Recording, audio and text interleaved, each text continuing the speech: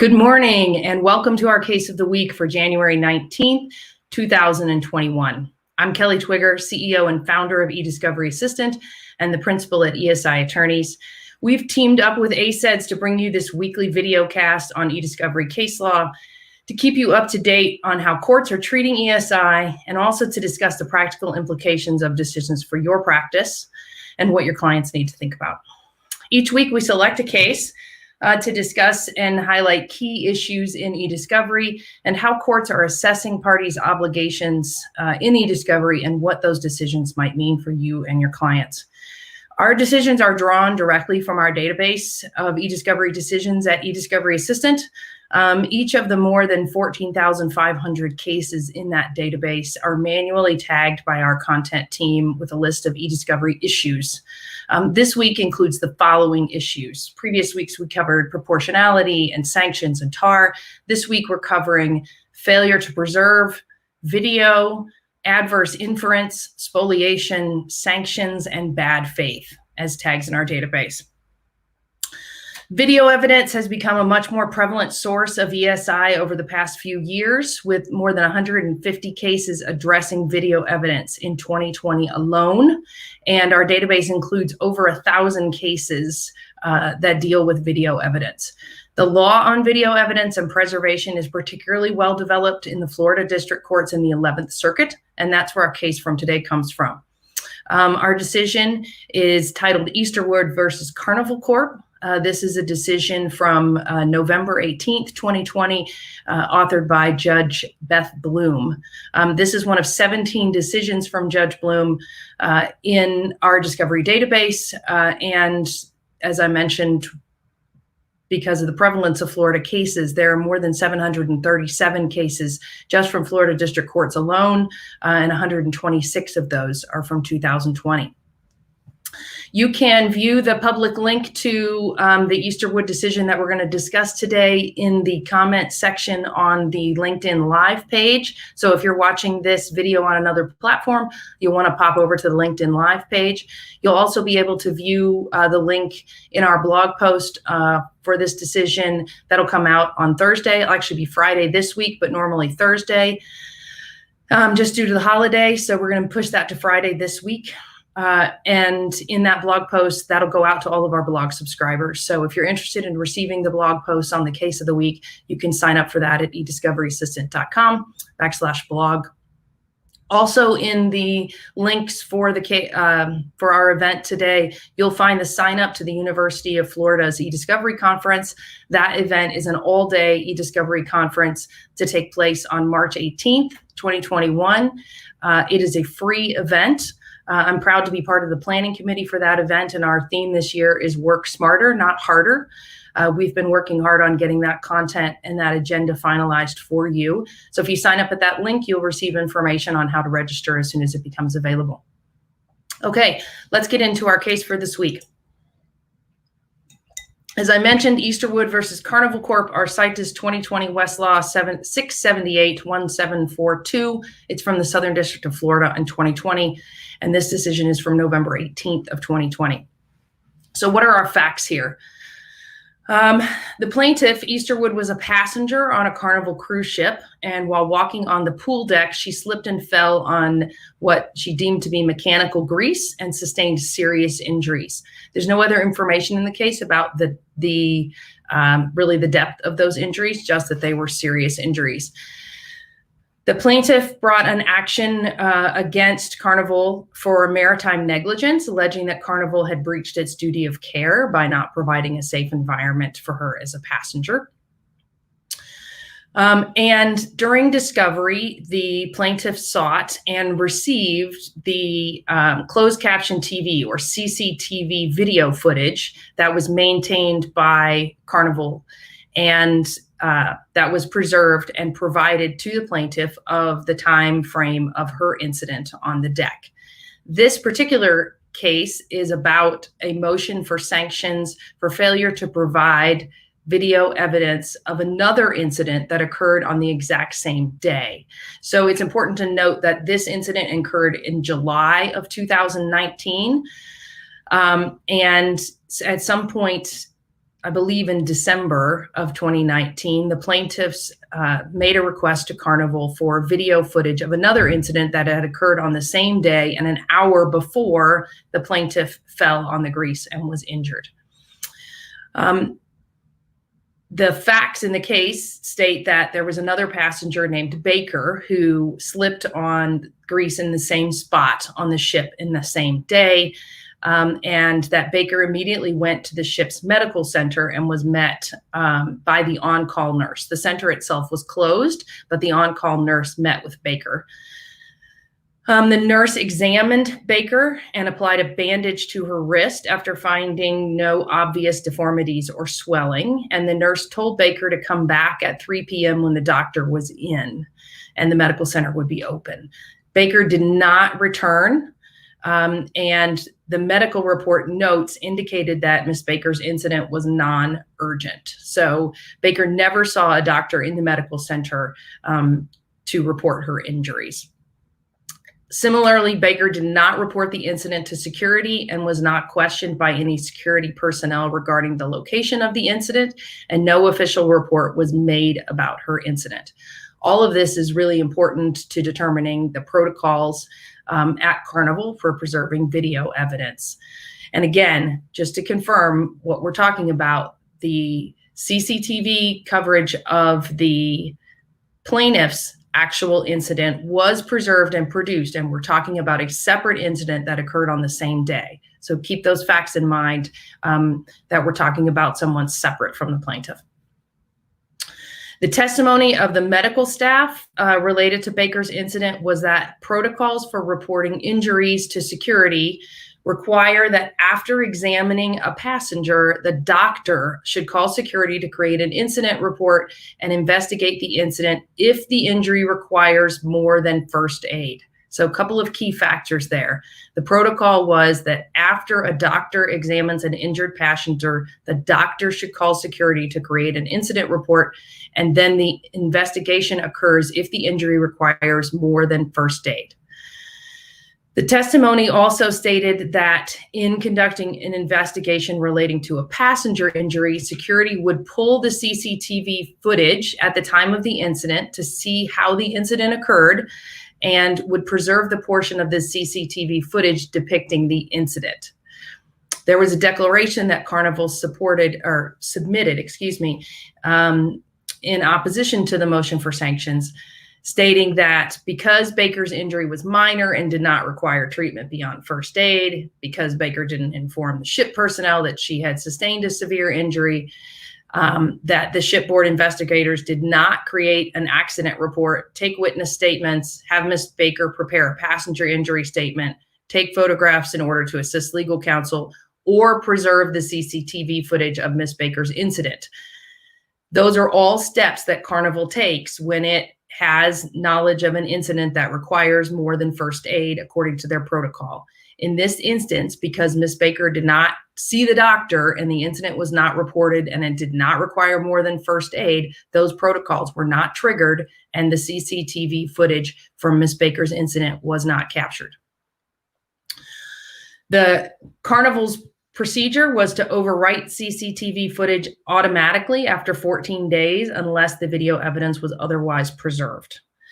As we already discussed, the plaintiff here did receive the footage of her event and then subsequently requested footage of Ms. Baker's incident almost 6 months later in December of 2019. And obviously, as we just heard, that evidence would be long gone.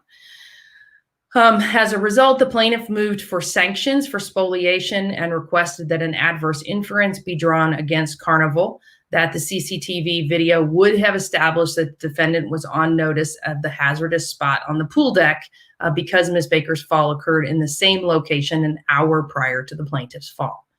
Obviously, very important evidence for the plaintiff's case to be able to establish, per se notice of a hazardous condition on the part of Carnival. And so it's understandable why this motion was brought, but as the facts play out and the analysis of the court shows, there was no duty to preserve the evidence of Ms. Baker's fall here, and that's the analysis that the court goes through. So the defendant opposed the plaintiff's motion for sanctions, arguing that there was no evidence on record that it knew of the location of or cause of Baker's fall.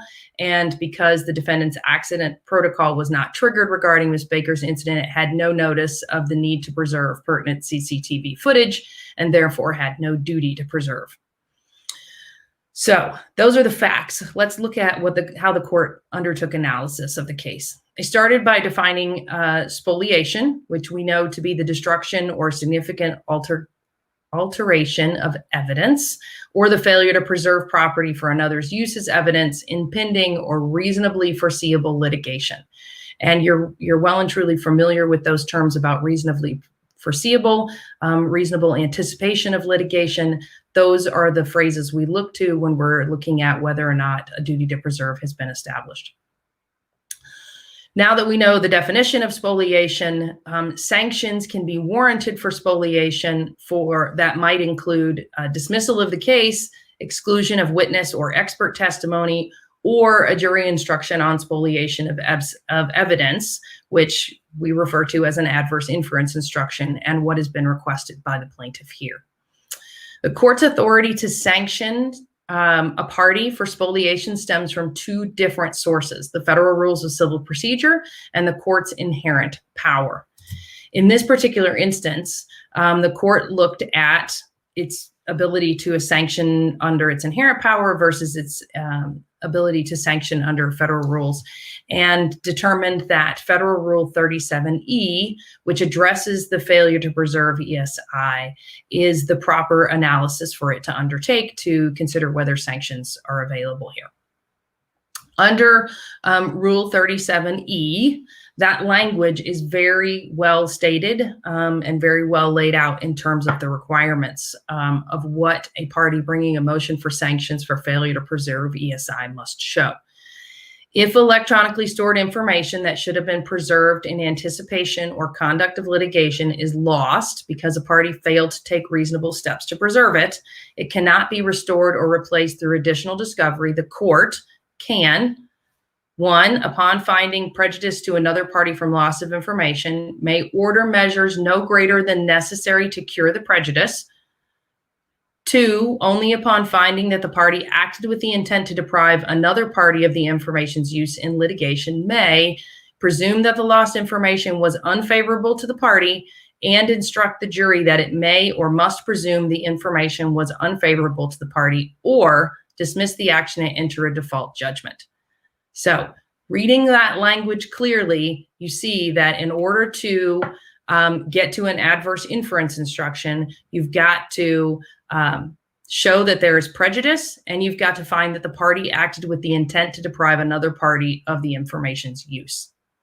The court then points to the advisory committee notes under the Rule 2015 amendments, which make it clear that Rule 37E, and I'm quoting, forecloses reliance on inherent authority or state law to determine when certain measures would be used for the spoliation of evidence. So, taking that comment into account, the court stated that it would be inappropriate to analyze the spoliation sanctions motion concerning CCTV using common law inherent power authority, and instead Rule 37E controls. Now, why is that important? It's very important because we're going to see that the four-step analysis of Rule 37E means that Carnival did not have a duty to preserve here. Under the court's inherent authority, which we've discussed in previous cases, there may have been more of an opportunity for plaintiffs to prevail here. But Rule 37E precludes that by setting out specifically that failure to preserve ESI for spoliation must be considered under Rule 37E. Okay, so the party bringing the motion has the burden to show spoliation, and there are four factors that must be met. When and if those four factors are met, there are two ways for the court to provide relief.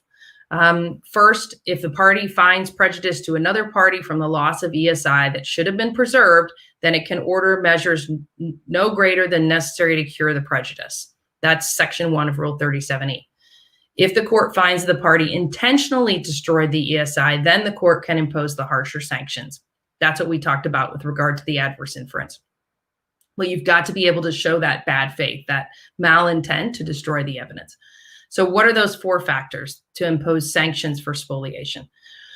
That the information sought constitutes ESI. Remember that this rule, this section, Rule 37E, specifically applies to the failure to preserve ESI. So your first factor is that the information sought constitutes ESI. Second, that the ESI should have been preserved in anticipation of the litigation. Third, that the ESI is lost because the party failed to take reasonable steps to preserve it. And fourth, that the ESI cannot be restored or replaced in additional discovery. So a lot of times that restored or replaced means there's backup tapes, means that the information might be available from a different source. And if that's the case, then obviously the ESI is not missing and we can provide it in discovery. So going through the analysis of each of those 4 factors. On the first factor, the parties both agreed that the information sought, the CCTV footage, was in fact ESI, so there was no analysis needed there. On the second factor, which was whether or not Carnival had a duty to preserve this information in anticipation of litigation, that's where the largest analysis on this case comes in. And that's where the facts that we discussed earlier on Carnival's protocol to identify and preserve CCTV footage really come into play. The duty to preserve arises when a party's on notice of that litigation's reasonably foreseeable or that they reasonably anticipate litigation. Put another way, it could also be that the party should have known that the evidence would be relevant to future litigation. Notice can come in the form of a complaint. It can come in the form of a discovery request. It may also come in the form of a well-tailored preservation letter. But one of the things that's really important here on the duty to preserve is a quote from the court, which says that a general concern over litigation does not trigger a duty to preserve evidence because there is no duty to preserve relevant documents or evidence until a potential claim is identified or future litigation is probable. So we've had lots of cases in the past over, does a very general, broad claim relating to an accident trigger a duty to preserve? And in those cases, often we talk about whether or not the preservation letter is sufficiently factual to be able to put a party on notice of what information should be preserved. That's not so much the issue here, but this quote from the court about a general concern over litigation is very key because the issue of when the duty to preserve arises is the most important factor, or usually the most controversial factor out of the 4 when it comes to determining spoliation. So here, the whether litigation was pending or reasonably foreseeable at the time of spoliation is the issue.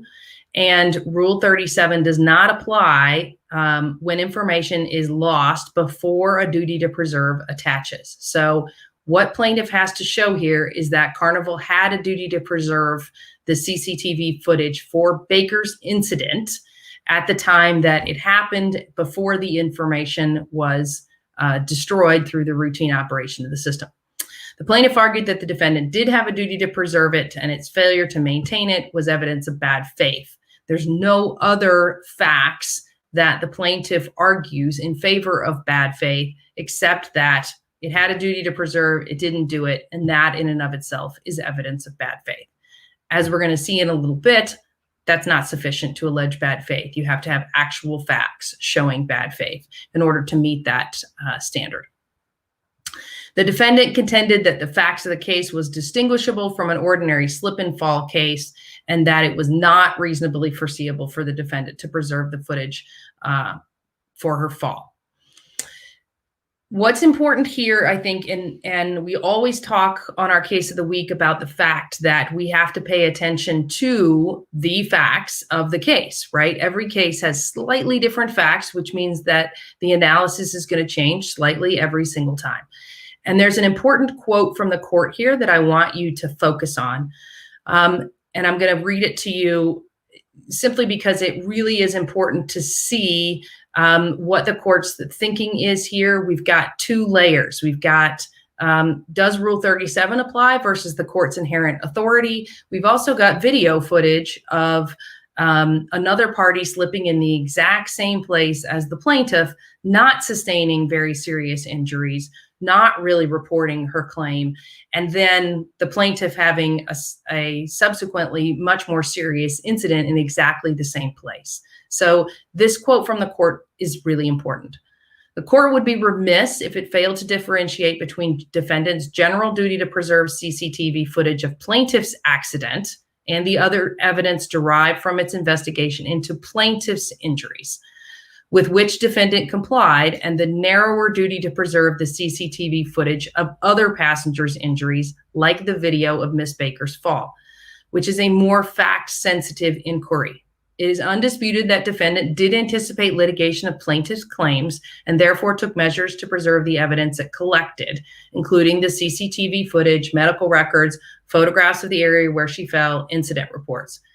Indeed, the CCTV video submitted in this case establishes that defendant preserved footage of the plaintiff's incident, and Carnival likewise testified that he preserved the video of plaintiff's accident on the day it occurred and saved the portion of the CCTV footage immediately surrounding plaintiff's fall.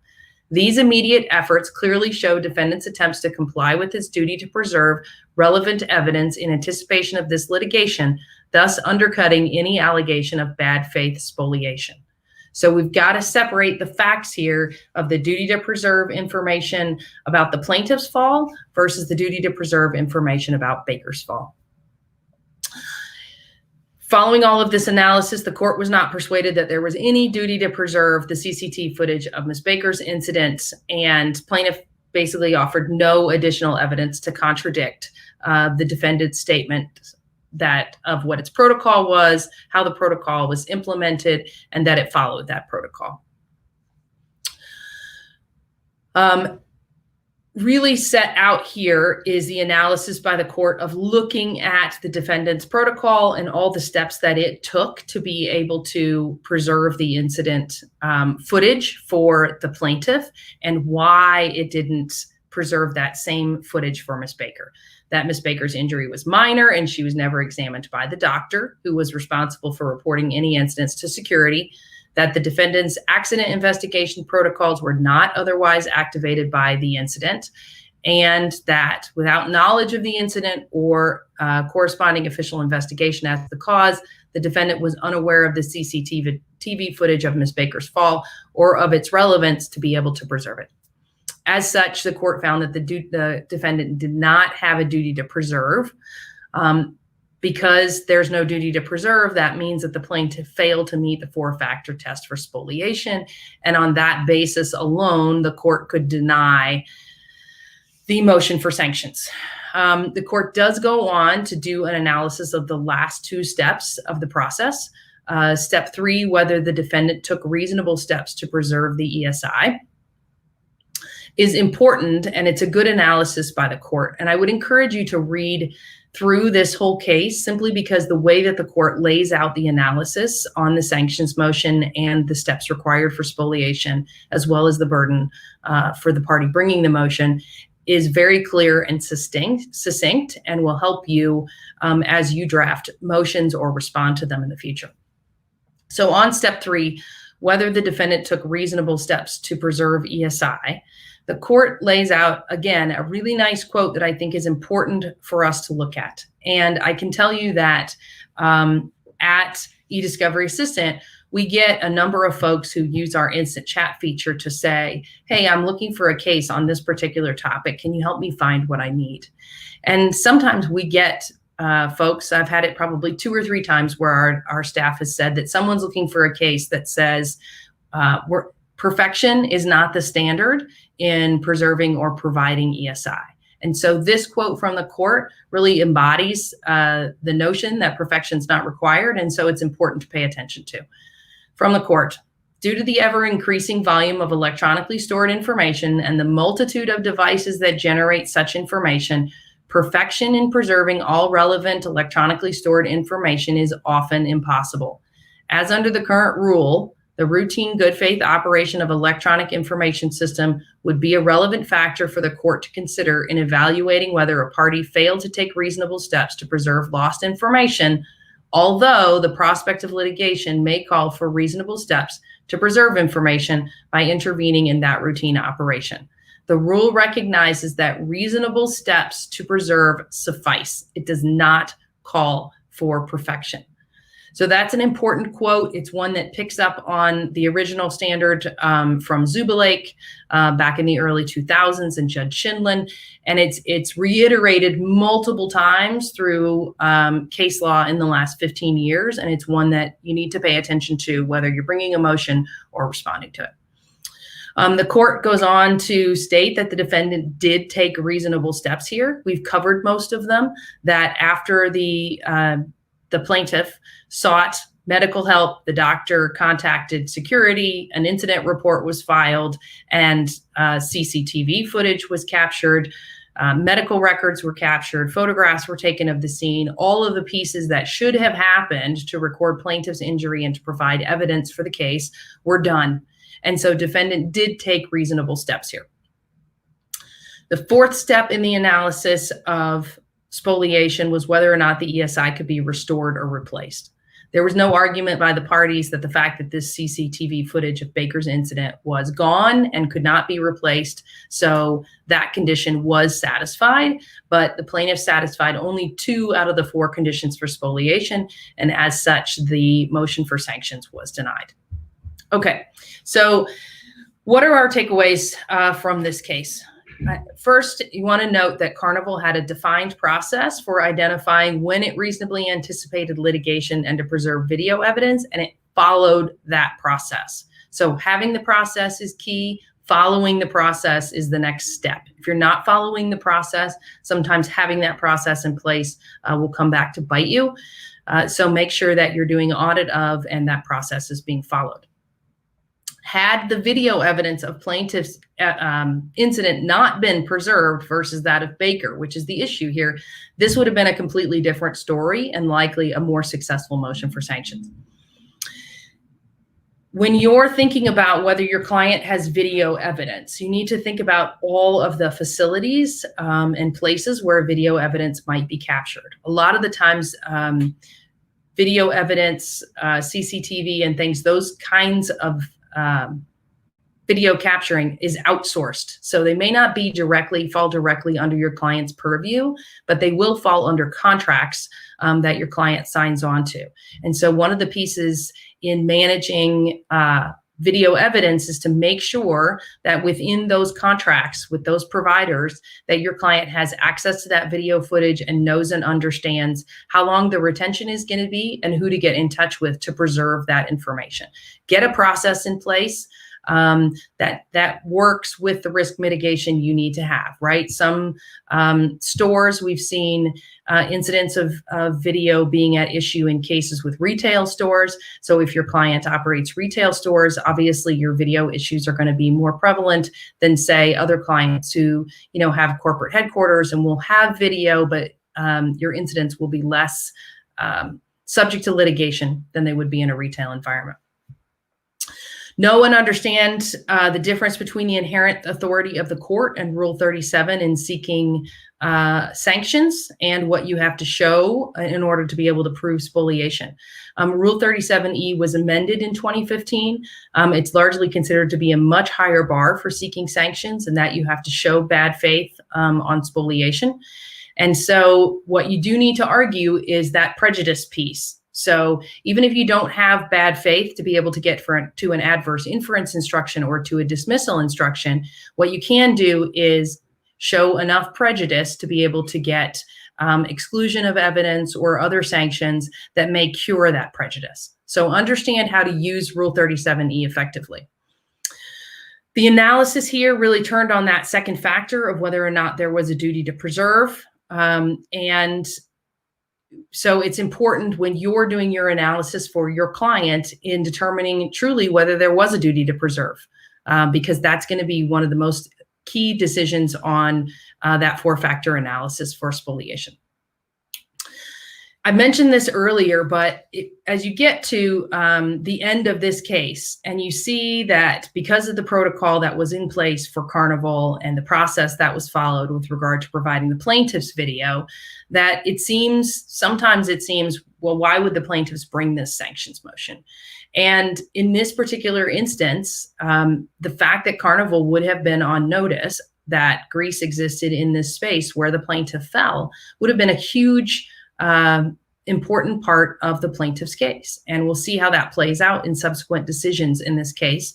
But they'll have to come up with another way to bring that evidence in, since the CCTV footage of Baker's incident no longer exists.